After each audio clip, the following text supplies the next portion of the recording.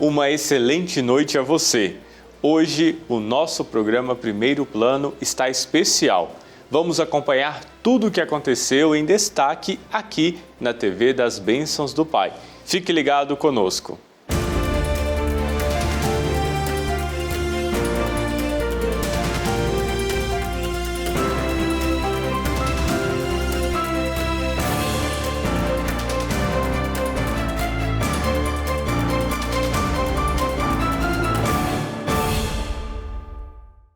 Os missionários redentoristas de Goiás realizaram uma missa solene que marca o início dos trabalhos do novo governo provincial.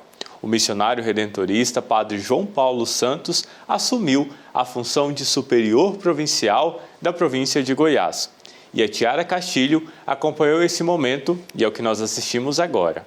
A posse do novo governo provincial dos missionários redentoristas de Goiás aconteceu durante uma missa solene no Santuário Basílica do Divino Pai Eterno em Trindade, no final de semana. Padre João Paulo Santos de Souza é o reitor do santuário e também presidente da Associação Filhos do Pai Eterno. Agora, passou a ser o novo superior provincial. Ele foi nomeado pelo Padre Geral, em nome do governo geral da Congregação Redentorista. Logo no início da celebração, que contou com a presença de dezenas de religiosos, ocorreu a profissão de fé e juramento de fidelidade. Diante do novo compromisso, o missionário redentorista afirma que a responsabilidade é grande diante da missão que é liderar os redentoristas do Estado. Assumir uma missão como essa, sem sombras de dúvidas, é um desafio porque precisamos coordenar um trabalho com tantas pessoas, tantos missionários, padres e irmãos, cada um com o seu jeito de ser, mas todos somos identificados pelo jeito redentorista de ser. É um desafio, mas não é um peso. Eu assumo como uma função, como qualquer outra função que os redentoristas realizam para fazer com que o Evangelho alcance o coração das pessoas. Então, ao mesmo tempo que é um desafio, também é uma alegria poder contribuir para que esta missão seja realizada aqui no Centro-Oeste brasileiro. Além do Padre João Paulo Santos, também foram nomeados 4 conselheiros ordinários e 2 extraordinários. Padre João Otávio Martins é o vice-provincial. Os outros 3 consultores normais do governo são Padre Ednísio Gonçalves Pereira, Padre Tiago Azevedo e Padre Elismar Alves dos Santos. Já conselheiros extraordinários são irmão Diego Joaquim Pereira de Souza e o padre Valmir Garcia dos Santos. Padre André Ricardo foi quem ocupou a função de superior provincial nos últimos 4 anos. Encerramos um ciclo com um governo provincial que foi constituído para um período de 4 anos, que encerrou no final do ano passado, e estamos dando posse para o novo governo, o provincial mais o seu conselho, que vai animar a vida da província pelos próximos anos. É uma missão importante, árdua, desafiante, mas necessária para o bem do povo de Deus, para o bem da igreja, para o bem da congregação. Milhares de pessoas acompanharam a celebração pela TV e também presencialmente. Entre os que estavam no Santuário Basílica do Divino Pai Eterno, alguns integrantes da família do novo provincial, que fizeram questão de participarem desse momento de muita graça. Estou muito feliz, graças a Deus, porque quando a gente veio da roça, a gente nem imaginava que ele ia encontrar um lugar tão santo, um pessoal tão bom que apoiou ele. E por isso, graças a Deus, hoje em dia está só dando alegria para nós, sabe? Está só dando alegria para ele. A gente está muito alegre, muito feliz, graças a Deus. Durante a celebração, Padre João Paulo Santos recordou da mensagem deixada pelo Senhor, da salvação que é destinada a todos os povos. Hoje celebramos o início da nossa missão como governo provincial, no dia que o Evangelho nos fala do caminho percorrido pelos reis magos ao encontro do menino Jesus na gruta de Belém. É a manifestação do Senhor. E essa manifestação do Senhor que comunica a sua salvação, ela é destinada a todos os povos. Os 3 reis do Oriente representam toda a humanidade que é destinatária da salvação de Deus. Com função de governar a província de Goiás, o padre nos deixou uma mensagem. Somos todos filhos de Santo Afonso. Somos enviados aos lugares mais desafiadores, mas sempre com o mesmo espírito. Não importa tanto onde nós estamos, mas como nós estamos. A nossa identidade é redentorista. Padres, irmãos, enviados para anunciar o Evangelho de Jesus Cristo. Aos fiéis, leigos de nossas comunidades, nós, redentoristas, temos este compromisso de, unidos a você, fazer com que a nossa missão seja realizada. Por isso, reze por nós, esteja sempre presente em nossa vida, colabore com a nossa missão. Aliás, nós, em comunhão com toda a igreja, só podemos realizar este trabalho porque estamos em comunhão com todos vocês. Então, esta é a mensagem. Renovemos o nosso espírito para servir bem ao nosso Deus. E o programa Boa Noite, Meu Pai, aqui da TV Pai Eterno, apresentado pelo Padre João Bosco de Deus, celebra um ano de exibição. Foram muitos momentos de alegria, fé, emoção, devoção e diversos encontros. Vamos recordar alguns desses momentos na reportagem do Alex Rodrigues. Iniciando hoje, dia 10, o programa Boa Noite, Meu Pai. Centenas de programas. Boa noite, Pai Eterno. Boa noite, meu Senhor e meu Deus. Boa noite, meu Pai. Boa noite, meu Pai. Muitos testemunhos compartilhados. Então a gente sai daqui realizado, pleno. Cheio de Deus. Cheio de Deus, com certeza. Uma história escrita ao som de trilhas sonoras. Teu nome gravado está em minhas mãos. Nosso nome está nas mãos do Pai Eterno. Consolidado. Esse é o status do programa Boa Noite, Meu Pai, que está completando um ano no ar. Nas datas especiais... E é você, junto nessa festa maravilhosa de virada do ano. Na Romaria... O programa Boa Noite, Meu Pai, especial de Romaria, está no ar. Sempre com o aconchego proporcionado pela Igreja Matriz, que nos traz a sensação de estar em casa. A preparação para que tudo chegue da forma esperada ao devoto começa cedo, e o resultado do esforço vem junto com o Boa Noite do apresentador. Que bom, Dona Maria, que a senhora está assistindo o programa Boa Noite, Meu Pai, com o Padre João Bosco. E assim funciona o nosso call center no dia do programa Boa Noite, Meu Pai, no horário do programa. São muitas ligações, muita gente participando de todos os cantos do país. Estou aqui com o João Carlos, que pode confirmar isso pra gente, não é mesmo, João Carlos? São muitas ligações, muita gente de todos os cantos participando, mandando recado, querendo interagir com o Padre João Bosco, né? Sim, isso mesmo. A gente tem um fluxo de ligação muito grande de pessoas, de devotos que ligam pra gente durante o programa Boa Noite, Meu Pai, porque esse momento mais de proximidade que a gente tem com o devoto, né? E o devoto aproveita para fazer o seu pedido de intenção e também para poder participar do programa. E o Padre João Bosco, com toda aquela animação dele lá na igreja, mas as pessoas trazendo sempre muita emoção também, com muitas histórias de fé que acabam marcando. Eu sei que já nas ligações elas se emocionam. Quando vão para o ar, geralmente se emocionam mais ainda, né, João? Sim, com certeza. A gente tem testemunhos muito bonitos de vida que edifica a nossa vida e renova a nossa fé também.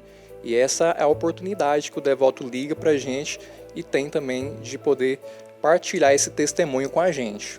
E eu conheço muita gente que se tornou devota do Pai Eterno, acompanhando o programa Boa Noite, Meu Pai, com o Padre João Bosco, com o Rodolfo, com toda essa equipe maravilhosa que trabalham bastante diariamente, e por isso a gente vai contar um pouquinho mais ainda dessa história que já dura um ano e que com certeza vai durar muito mais. Vamos lá!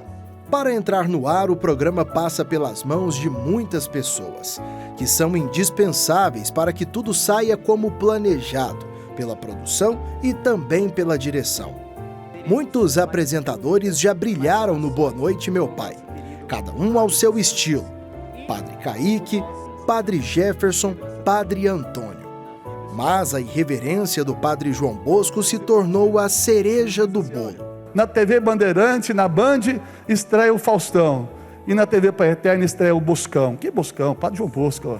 Faz um ano que a gente participou com você e que Deus te abençoe, que Deus te ilumina nesse programa de tanto sucesso que é hoje o Boa Noite Meu Pai. A gente fica muito feliz de participar, eu e minha esposa, participar do seu programa. Pela primeira vez que abriu o programa, nós estávamos aí participando com você. Que o Pai Eterno abençoe sempre vocês e sua equipe, né? Também. E pela cura da minha neta, né?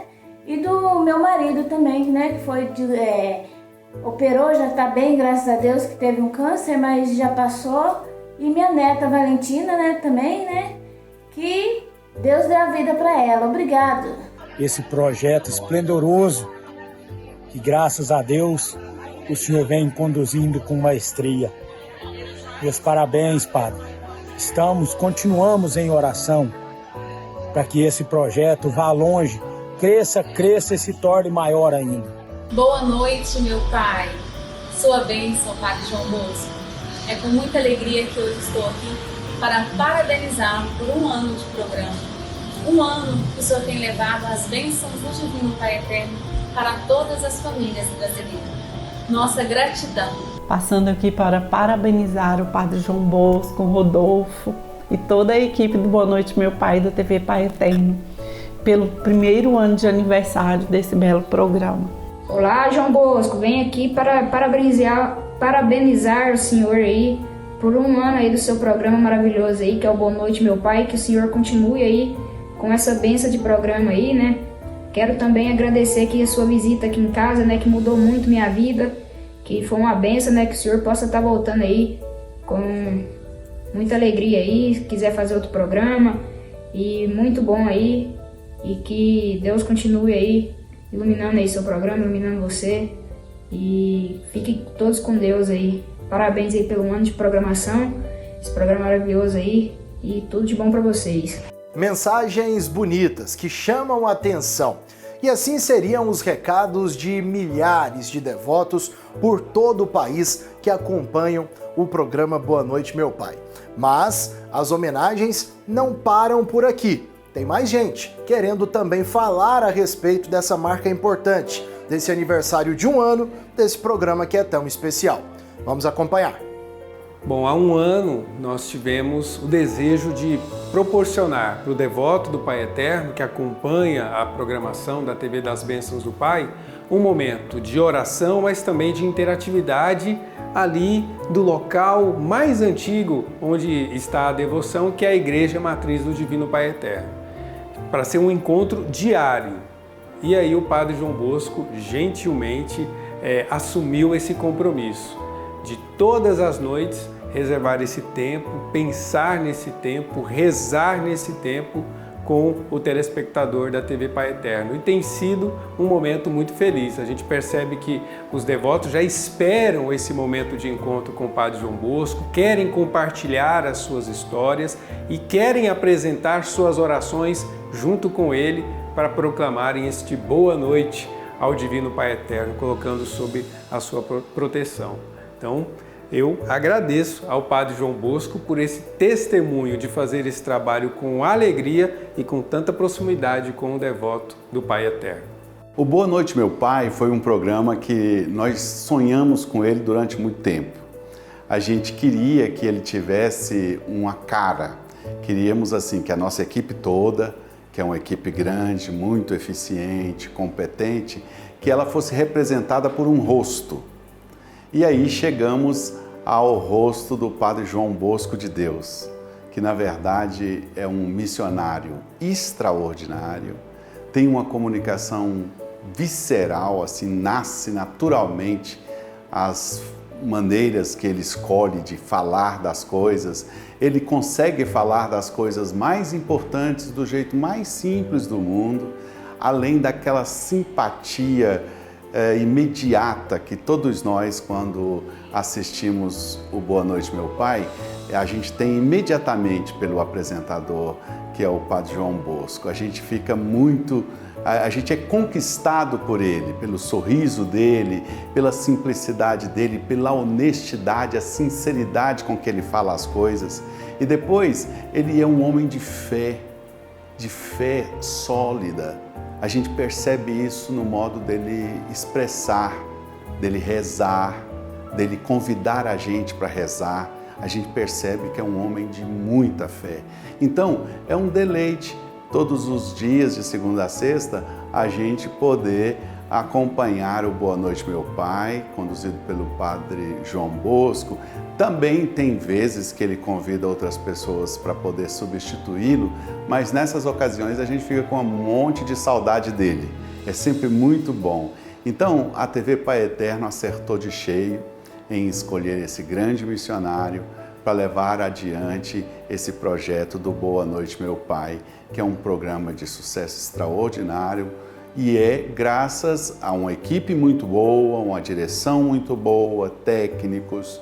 Todo mundo que constrói esse programa tem muita competência, mas estão todos representados pelo rosto desse missionário redentorista muito, muito especial, que é o Padre João Bosco de Deus. Parabéns, parabéns, Padre João Bosco, parabéns por um ano de Boa Noite Meu Pai. O programa Boa Noite Meu Pai cumpre um papel muito importante na noite das pessoas, levando alegria e de forma especial, através dessa alegria, aproximando as pessoas do amor e da ternura do Divino Pai Eterno. Padre João Bosco, com seu jeito tão espontâneo de ser, faz com que esta leveza do Evangelho de Nosso Senhor Jesus Cristo, a ternura e a misericórdia do Divino Pai Eterno, entre em tantas casas e no coração de tantas pessoas. Parabéns ao programa Boa Noite Meu Pai, parabéns ao Padre João Bosco por conduzir tão bem este programa. A TV brasileira precisava de um programa como o Boa Noite Meu Pai, já que tradicionalmente nesse horário, nos demais veículos de comunicação temos telejornais, que na maioria das vezes nos trazem notícias tristes e muitas das vezes após um dia cansativo de trabalho. Diferente de tudo isso, o programa traz a reflexão com músicas que nos tocam bastante, testemunhos com as mais diversas histórias que nos levam ao momento de gratidão, aquele momento de rever tudo aquilo que de repente estamos criticando ou cobrando. E tem também aquela mensagem bíblica, conduzida pelo Padre João Bosco, com as suas orações, que nos levam também ao momento de paz, ao momento de tranquilidade, antes da chegada de uma noite de descanso. Por isso, o programa é sucesso, com essa forma de cativar as pessoas. O Boa Noite Meu Pai é um programa que traz devotos ao Pai Eterno. Muitas pessoas passaram por acaso pelo canal nesse horário e acabaram ficando, permanecendo, divulgando para novas pessoas. E assim em todo o Brasil, até mesmo em outros países, através do paieterno.com e do nosso canal ao vivo no YouTube. E eu tenho certeza que novos anos virão, com novos personagens, novas mensagens e muitos devotos chegando para acrescentar, para incrementar esse nosso trabalho. Parabéns a todos vocês que integram o programa Boa Noite Meu Pai. Feliz aniversário! Feliz aniversário!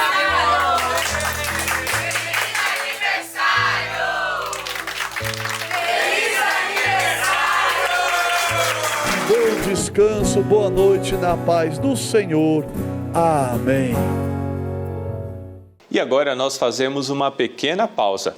Daqui a pouco eu estou de volta e conto com a sua companhia. Até já!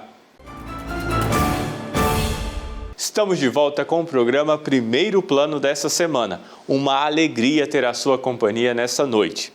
A cidade de São Luís recebeu um voo inusitado. O arcebispo de São Luís do Maranhão, Dom Gilberto Pastana, sobrevoou a capital do Maranhão com o Santíssimo, abençoando a todos. Esse foi o segundo ano em que moradores de São Luís do Maranhão vivenciaram um momento de muita fé. Uma grande equipe da arquidiocese local organizou um sobrevoo de helicóptero com o Santíssimo Sacramento, com o intuito de abençoar a capital do estado do Maranhão. Por onde o veículo passava, as pessoas aproveitavam para pedir bênçãos, paz e agradecer pelo ano que se inicia. todo, o percurso durou em média 1 hora e o Santíssimo Sacramento passou por 15 pontos da cidade, entre eles hospitais, igrejas, Assembleia Legislativa e Prefeitura, além de bairros diversos.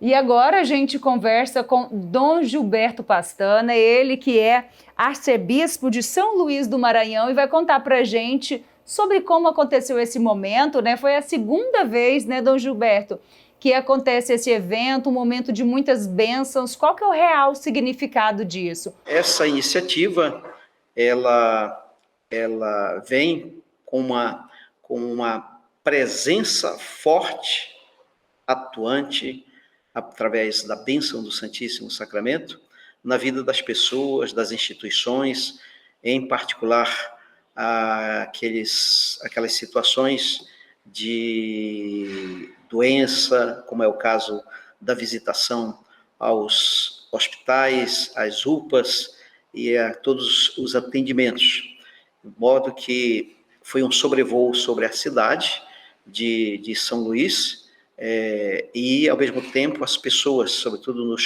nos locais onde nós antecipadamente havíamos anunciado uma certa parada do helicóptero, recebiam, né, com emoção, mas também com esperança, essa bênção do Senhor, que significa a presença de Deus na vida das pessoas.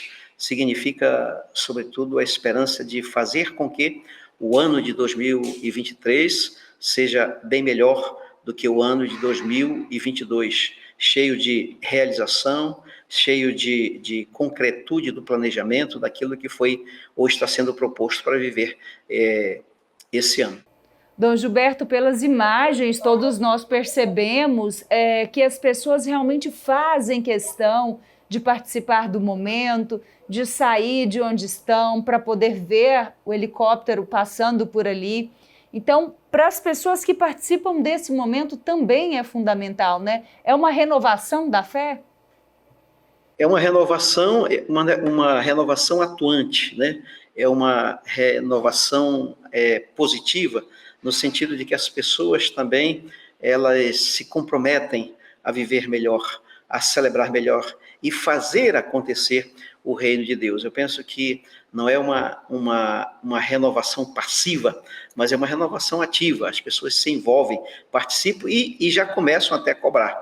Por exemplo, nas ruas, esses dias, o pessoal, olha, próximo ano temos que repetir, temos que fazer de novo, porque isso é muito importante e renova a nossa esperança, renova a nossa fé e nos faz mais comprometidos com a causa do reino. Então, para 2024 terá novamente, né? Se Deus quiser, dependendo da gente, certamente teremos, e a nossa intenção é estender cada vez mais, porque a nossa arquidiocese não é só a ilha de São Luís, mas são os municípios que fazem parte do continente, e ali existem cerca de 11 municípios. Então, a nossa intenção é, aos poucos também, fazer com que essa bênção atinja toda a nossa área territorial da nossa arquidiocese.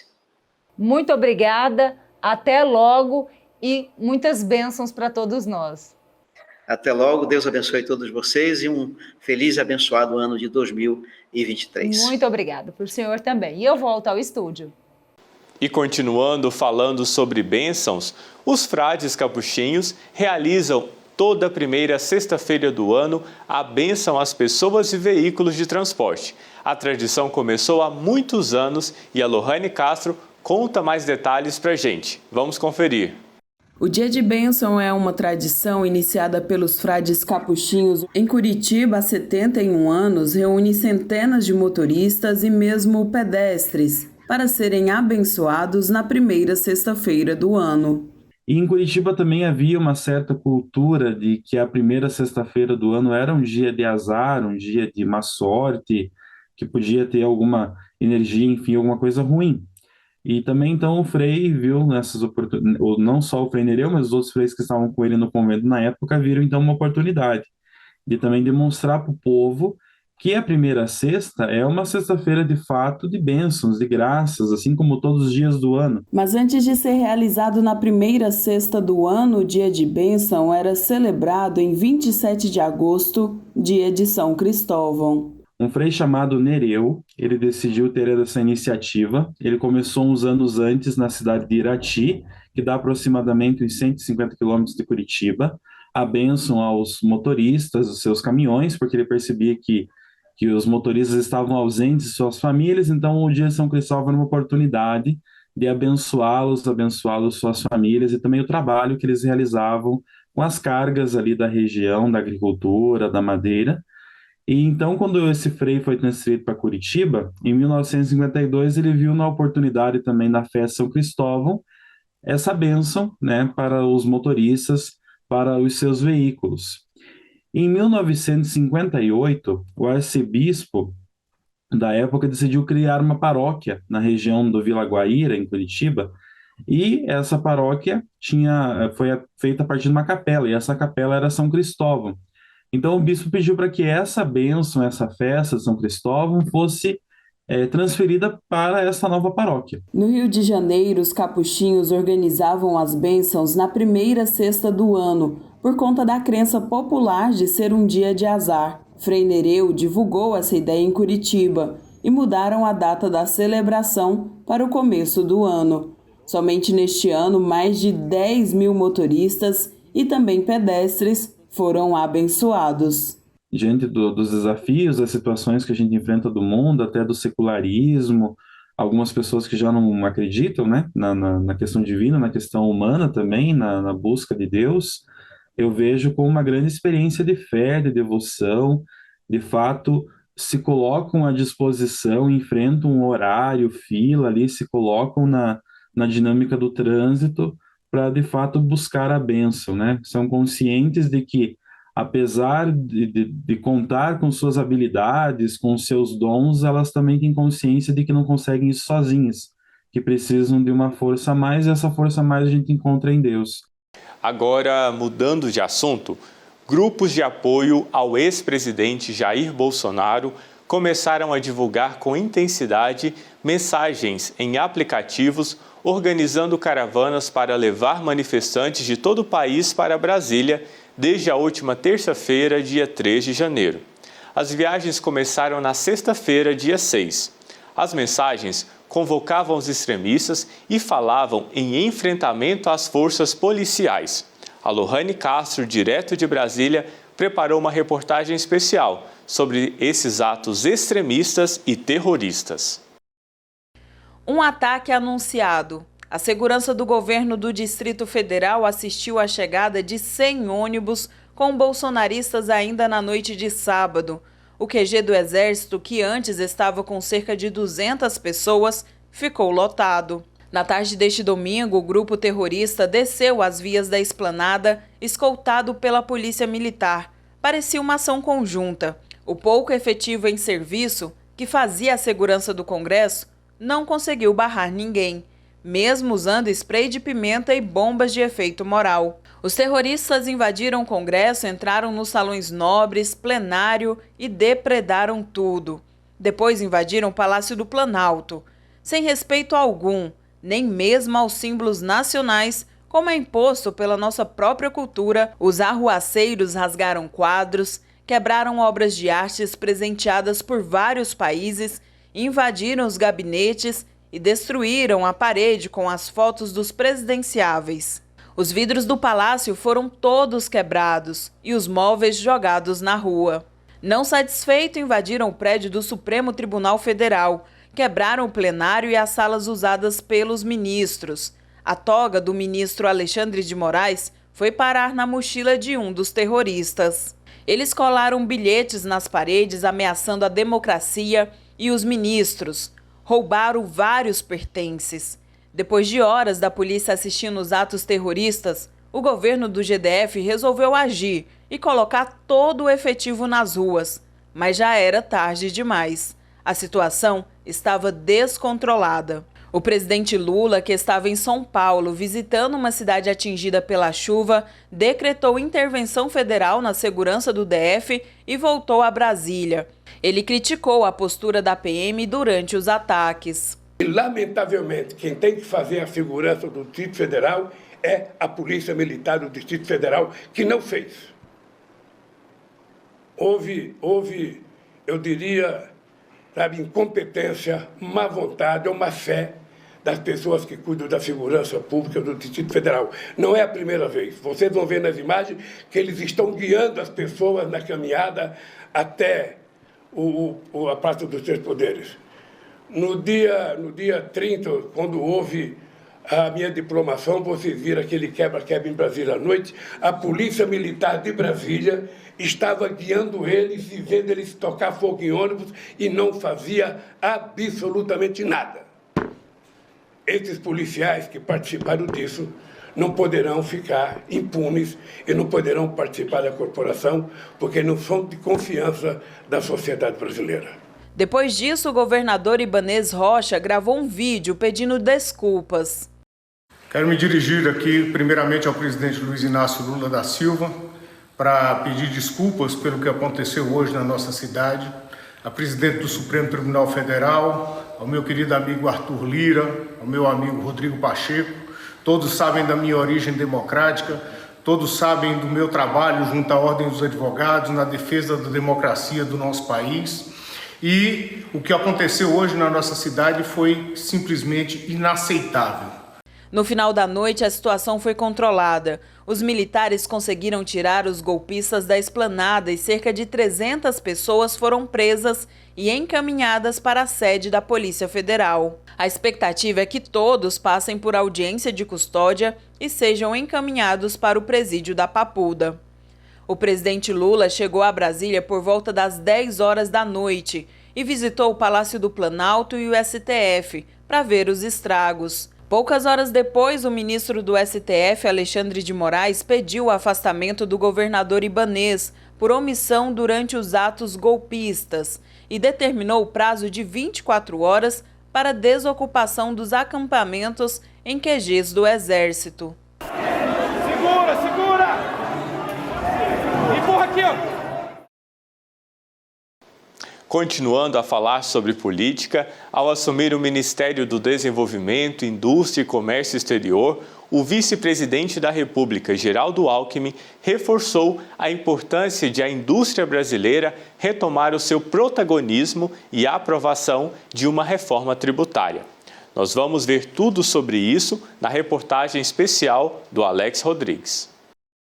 O vice-presidente Geraldo Alckmin, que também assumiu o Ministério do Desenvolvimento, Indústria, Comércio e Serviços, logo nas primeiras horas de seu mandato, falou sobre a importância de uma reforma tributária no Brasil. O Brasil é um país socialmente injusto e economicamente desajustado. A exclusão dos mais pobres e a inviabilidade econômica até para quem detém alguma capacidade de investimento. Nesse sentido, nós superaremos a lógica de soma zero, que coloca setores econômicos uns contra os outros. Partiremos da premissa de que o que importa no século XXI é agregar valor à nossa produção, seja no campo, seja na indústria, seja no comércio, orientando para que a economia e que todos os setores produtivos se sofistiquem e se reforcem mutuamente em um espírito de ganha, ganha, ganha. Mas será que o povo brasileiro sabe bem o que seria essa reforma e como ela nos atingiria? Eu não sei explicar para você o que é a reforma tributária. Eu preciso me informar para estar falando sobre o caso, né? Na verdade, a gente escuta falar muito, né? Mas saber a gente sabe pouco, né? Só sabe que é a respeito da tributação das mercadorias, dos produtos, né? A gente paga imposto sobre tudo, todas as coisas. Às vezes, isso inviabiliza o comércio, as pessoas ficam, vamos dizer assim, restritas, né? Às vezes a informalidade ela aumenta, porque o pessoal não dá conta de pagar os tributos para poder ter um comércio formal, né? Então, eu acredito que isso seria benéfico né, se for pensado para o povo de verdade, é benéfico. Nesse momento de transição, um dos produtos mais lembrados são os combustíveis. Mas essa reforma tributária não abrange apenas esse tipo de produto presente em nosso dia a dia. Pelas ruas, como já percebemos, as pessoas não têm tanto conhecimento do que se trata essa reforma. E fomos atrás de um especialista para falar mais para a gente sobre esse assunto. Essa reforma já vem sendo discutida há mais de 2 anos, né? Existem 2 projetos de lei, que é a PEC 45 e a PEC 110. Em resumo, elas querem simplificar o sistema tributário brasileiro, que hoje, no ranking mundial, é o mais complexo sistema tributário do mundo. Então, pretende-se simplificar a forma de tributar, unir 5, 6 impostos em um só.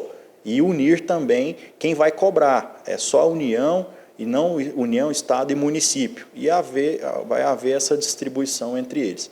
Mas nós temos que deixar bem claro que reforma tributária não quer dizer redução de impostos.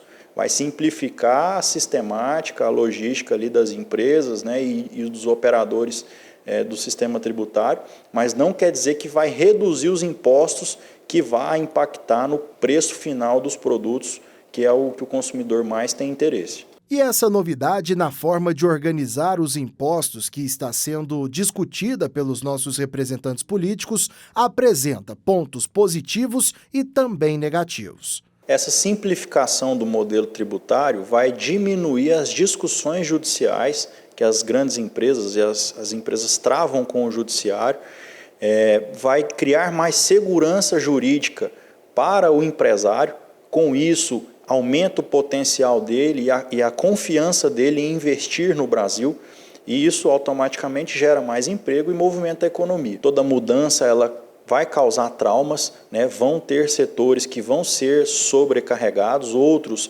desonerados, então é uma mudança que vai sim gerar alguns traumas, e a gente não sabe como que isso vai ser negociado dentro do Congresso Nacional, porque lá existem várias frentes e vários setores sendo representados. Então todo mundo vai defender o seu setor para que diminua a tributação. Por outro lado, a gente pensando no global, o sistema, né, o Brasil, ele gira de acordo com a receita X, ele não consegue trabalhar com a receita muito abaixo disso. Então, por isso que eu estou dizendo que, na prática, a reforma não vai reduzir a carga tributária. O nosso programa Primeiro Plano volta já. Estamos de volta com o programa Primeiro Plano. E agora, vamos rever uma entrevista muito importante sobre a campanha Janeiro Branco. Wilker Oliveira conversou com o psicólogo da Vila São Cotolengo, Simon Ferraz, em relação aos cuidados com a saúde mental. Vamos assistir. Simon, é uma campanha bastante pertinente, né? Principalmente para esse início de ano. A gente é acostumado nesse período a colocar várias metas, né? Criar várias metas, por que não falar também e colocar como meta o cuidado com a nossa saúde mental, né? Bom dia, Wilker, mais uma vez, obrigado pelo convite. Sempre um prazer muito grande estar aqui falando um pouco sobre o nosso trabalho, sobre a Vila São Cotolengo. A campanha Janeiro Branco ela é extremamente importante, sobretudo num país como o nosso. Hoje o Brasil ele é um dos países com mais diagnóstico, possui mais diagnóstico de depressão e ansiedade. Então isso sempre nos acende aí um alerta vermelho para a gente principalmente estar falando sobre o assunto. A gente está buscando mais conhecimento e esse mês de janeiro, o mês de Janeiro Branco, é destinado à informação em questão da saúde mental. Qual que é a importância da gente ter uma campanha voltada a esse assunto? A importância é falar sobre isso, né? Quando a gente fala de saúde mental, existem muitas inverdades, né? E aí muitas vezes as pessoas têm a tendência a banalizar o assunto. Esse é um assunto sério, esse é um assunto de saúde pública, esse é um assunto já com uma preocupação em termos de políticas públicas, sociais acerca disso. E esse é um mês que a gente não só conscientiza as pessoas acerca de temas como a depressão, como a ansiedade, como o burnout, por exemplo, mas também informa com mais verdades absolutas para que as pessoas tenham mais conhecimento acerca disso. Falar sobre o assunto é fundamental, né? E quais os principais sintomas que devem despertar atenção em quem está nos acompanhando agora, por exemplo, às vezes suspeita que tem algum problema, alguma doença mental mesmo. Essas pessoas, elas apresentam primeiro quais sintomas que a gente tem que despertar essa atenção aí e às vezes procurar ajuda? Em termos psicopatológicos, né, digamos assim, A grande linha que diferencia o que é normal e o que é o patológico é a disfunção na nossa vida. Então, quando esses sintomas de tristeza, desesperança, de ansiedade, de um cansaço extremo, de um déficit de atenção extremo, começa a impactar de forma principalmente funcional na nossa vida, nos prejudicando em termos sociais, em termos do trabalho, nas nossas relações, é uma hora para a gente fazer uma reflexão e buscar uma ajuda profissional. E os problemas mentais, é importante a gente destacar que eles atingem pessoas de qualquer idade, né?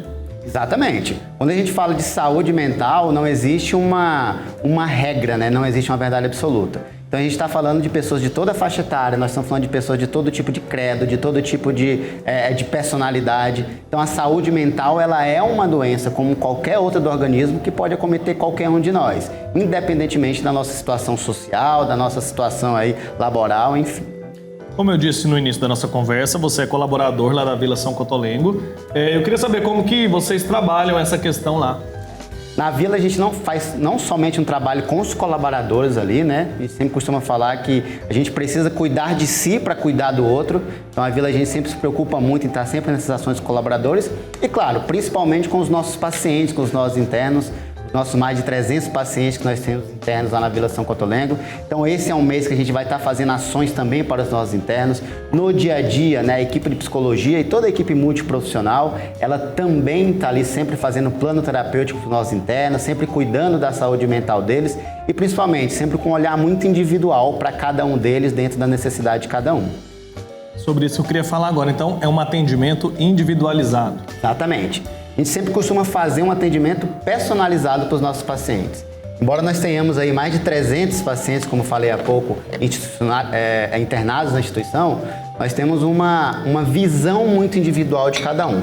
Afinal, eles podem muitas vezes ter o mesmo diagnóstico, a mesma patologia, mas têm essências existenciais diferentes. Então o nosso olhar ele tem que ser sempre individual. A necessidade de um não é necessariamente a necessidade de outro, quando a gente fala em questões mentais. Então, a gente precisa conhecer a fundo cada paciente nosso, mergulhar na história particular, inerente a cada um deles e a partir disso planejar ali um planejamento, um plano terapêutico para cada um deles baseado em suas histórias, baseado em suas nuances e suas necessidades individuais. E como são esses tratamentos? Bom, diariamente os nossos internos recebem atendimento psicológico e toda uma equipe multiprofissional, né? Então, geralmente a gente identifica a problemática que está ali acontecendo, quando o paciente tem essa capacidade de verbalizar, de nos contar, né, o que está acontecendo, e quando não, a gente investiga aquele paciente pelas suas expressões faciais, pelas suas expressões corporais, dentro da sua necessidade. É importante falar que quando a gente enxerga o ser humano, nós não podemos enxergar ele de uma forma somente unilateral. A gente tem que sempre enxergar o ser humano nos seus aspectos biopsicossociais.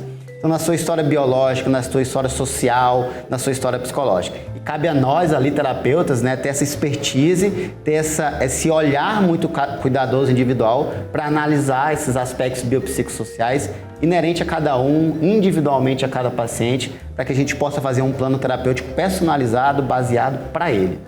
Muito bacana. E a Vila conta com uma grande equipe para fazer isso, né? Exatamente. Hoje, né, ao todo, aí, nós temos mais de 700 colaboradores na instituição. Na equipe multiprofissional, nós temos mais de 50 colaboradores, né? Se a gente contar a enfermagem, a equipe técnica também, que são grandes aliados nossos, são mais de 200 colaboradores de assistência ali àquele interno. Afinal, né, nós temos mais de 300 pacientes, então a nossa engrenagem tem que ser grande e todo mundo é sempre muito dedicado, de qualquer área, de qualquer posicionamento ali na Vila, sempre o nosso produto final, digamos assim, é o nosso interno.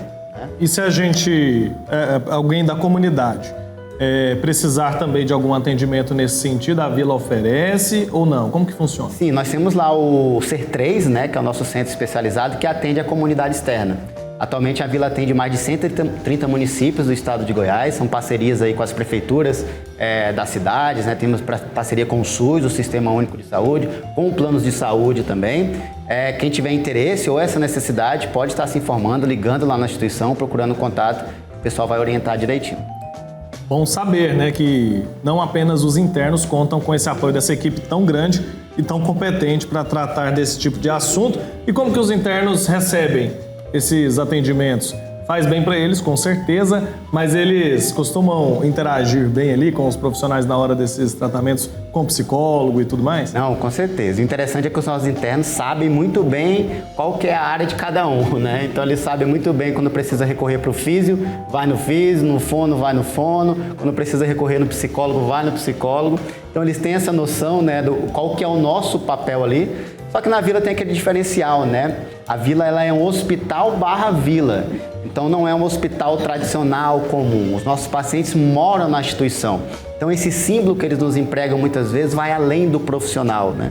E a gente tem que ter esse olhar muito cuidadoso, né? Esse olhar muito terapêutico, para que a gente ande nessa linha sempre entre oferecer um serviço técnico de qualidade para os nossos internos, mas ao mesmo tempo entender que eles são os grandes moradores ali. Nós somos os convidados que chegam, estamos ali exclusivamente para ajudá-los. Eles estão em casa, né? Com certeza. Vamos aproveitar que a gente está conversando aqui sobre a Vila. A gente, inclusive, já conversou, né? Já falei com você também sobre a campanha do Aconchego, que acontece lá sempre. Quero que você fale para a gente como anda a campanha, qual a importância do pessoal sempre colaborar com a Vila. Exatamente. Nós estamos aí nos últimos dias da campanha. Dia 18 agora será o sorteio, que será transmitido ao vivo lá pelo Instagram da Vila São Cotolengo. Então, se você não segue ainda, segue lá, @Vila São Cotolengo. No dia 18 de janeiro nós faremos o sorteio ao vivo. E a campanha está nos seus últimos dias. Então, quem ainda não foi lá adquirir o seu cupomzinho, né? Você doa R$20, não é uma compra, tá? Nós somos uma instituição filantrópica, então nós não fazemos esse serviço, né, de compra e venda. Você doa R$20 e você ganha um cupom para participar dos sorteios, né? Então tem moto, tem televisão, dentre outros prêmios. Será agora no dia 18 de janeiro. Então nós estamos aí nos últimos dias de campanha. Extremamente importante essa ajuda da comunidade externa. A Vila é uma instituição filantrópica, sem fins lucrativos, então todo o dinheiro que entra na instituição é para o bem do interno. E claro, numa engrenagem tão grande assim, a gente não consegue sozinho. Então a participação da comunidade externa ela é fundamental para que esse trabalho permaneça, para que esse trabalho continue. Então entre nas nossas redes sociais, lá tem todas as informações, @Vila São Cotolengo, e o sorteio já é agora dia 18. Além de ajudar, de dar esse presente aos nossos internos, você também concorre a prêmios. Prêmios bons, viu, gente? Então vale a pena. Entre lá no site. O mais importante é sempre você colaborar, né? Fazer a diferença na vida dessas pessoas. Mas quem sabe você ainda ganha uma televisão, ganha também celular, ganha muita coisa boa. Foto, né? Entra lá no site da Vila São Cotolengo, que é cotolengo.org, não é isso? Isso, cotolengo.org. O pessoal colabora lá, se informa primeiro, você vai ver que é uma instituição muito séria e vai sentir no seu coração aí o desejo de colaborar com essas pessoas que fazem o bem. São profissionais muito competentes, é uma estrutura muito grande que precisa da sua colaboração. Olha aí, já está na tela. Cotolengo com 2Ts.org. Lá você tem todas as informações e tem o telefone também para você ligar e se informar, tá bom? É importante que você participe, que você colabore, você vai sentir com certeza o desejo de ajudar. Lembrando que é uma instituição completamente filantrópica. O pessoal às vezes ouve a gente falar, né, que a Vila tem parceria com prefeituras, com o Sistema Único de Saúde e pensa, a Vila não precisa. Mas é muito atendimento, né? São muitos atendimentos feitos todos os dias. Basicamente, né, quando a gente fala dessas parcerias, ela é um dinheiro importante, claro, né, um financiamento, mas os nossos internos eles têm necessidades muito grandes, né? Então, com alimentação, com vestimenta, com roupa de cama, é um hospital, né? Então, essas questões, elas mudam muito, são muito dinâmicas e a quantidade é exorbitante, né? Então, toda ajuda sempre é muito bem-vinda. Com certeza. Então, você aí, que ainda não conhece a Vila, passe a conhecer, pesquise na internet, você que não é daqui de Goiás, tem uma dificuldade maior para chegar até a Vila, né? Pesquise na internet, você vai conhecer um pouco mais. Aqui na TV Pai Eterno você também sempre tem informações, reportagens sobre a Vila São Cotolengo. E se você estiver em Trindade, pode visitar. Importante a gente reforçar isso, né, pessoal? Que vai ali ao Santuário Basílico, é pertinho, pode ir lá visitar a Vila. Exatamente, né? Chamado lá o Santuário do Irmão, né? Então, quem tiver interesse em visitar a Vila, nós ficamos abertos para visitação das 9 até as 4 da tarde. Claro que com a questão do Covid tem alguns cuidados básicos que devem ser tomados, mas quando chegar lá na instituição a pessoa vai ser muito bem orientada. Mas nós estamos abertos às visitas, gostamos sempre muito de receber todo mundo de braços abertos. E a pessoa sai de lá renovada? Sem dúvida nenhuma.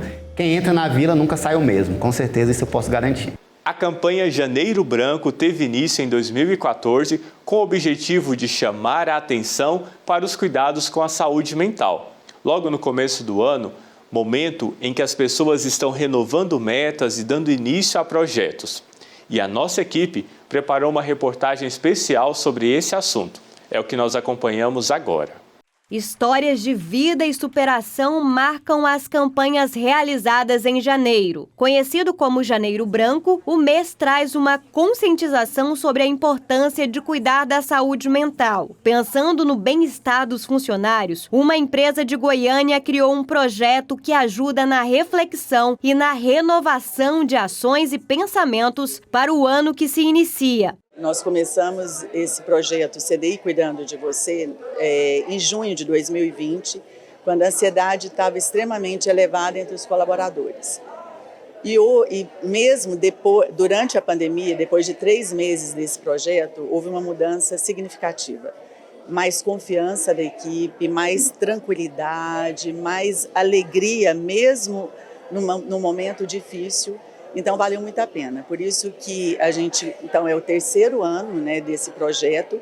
E em janeiro a gente foca mais ainda, porque a gente pega esse gancho do Janeiro Branco e aí concentra mais aqui, CDI Cuidando da Sua Saúde Mental.